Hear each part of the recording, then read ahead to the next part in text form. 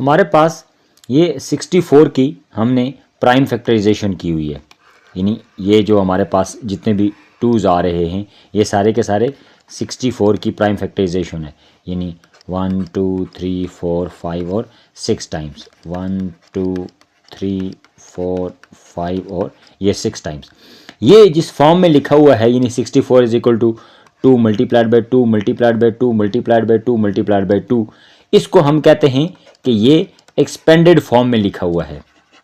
Expanded form यानी expanded form से मुराद ये होगी कि जो हमारे पास जितने भी फैक्टर्स होंगे उनको हमने अलग अलग करके लिखना है, यानी जो हमारे पास फैक्टर्स होंगे उनको हमने सेपरेटली लिखना होगा। तो इस फॉर्म को हम कहते हैं कि ये एक्सपेंडेड फॉर्म है। जबकि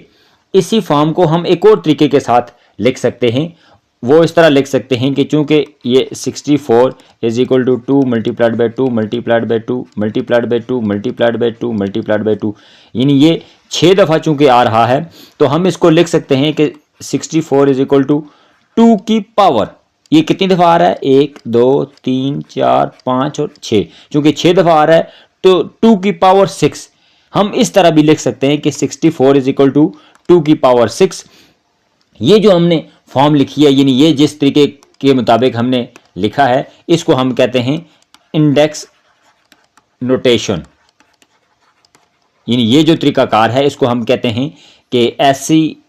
शक्ल या कोई भी नंबर लिखने का वो तरीकाकार कि जिसमें हम किसी भी नंबर को उसकी पावर की सूरत में लिखते हैं उसको हम इंडेक्स नोटेशन कहते हैं। अब इंडेक्स नोटेशन में हम एक चीज़ देख रहे हैं कि हमारे पास था 2 की पावर 6 इज इक्वल टू 64, तो इसमें तीनों के मुख्तलिफ नाम होते हैं, यानी ये जो हमारे पास 2 है इसको हम कहते हैं बेस, और ये जो हमारे पास पावर है इसके 2-3 नाम हैं। एक तो हम इसको कहते हैं एक्सपोनेंट कहते हैं, या इसी को इंडेक्स कह लिया जाता है, या इसको हम आम जुबान में पावर भी कह लेते हैं, और ये जो हमारे पास जवाब आता है इसको हम वैल्यू कह लेते हैं। एक और मिसाल से हम समझ लेते हैं इन तीनों चीज़ों को। मसलन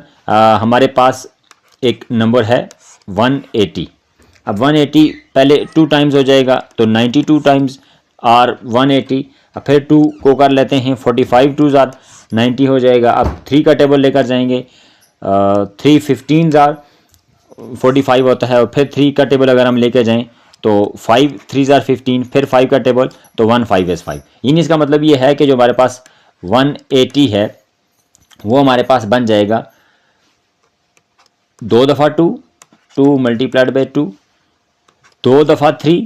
मल्टीप्लाइड बाई 3 मल्टीप्लाइड बाई 3, और हमारे पास एक दफ़ा बन जाएगा 5।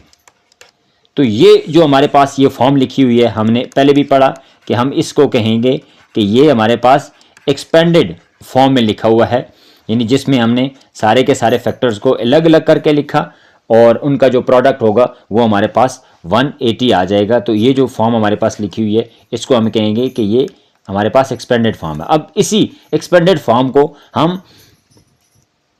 इंडेक्स नोटेशन में किस तरह लिख सकते हैं? हम लिख सकते हैं कि 180 इज इक्वल टू, अब ये देखें ये जो 2 है ये 2 चूंकि 2 टाइम्स आ रहा है तो हम कहेंगे कि 2 की पावर 2,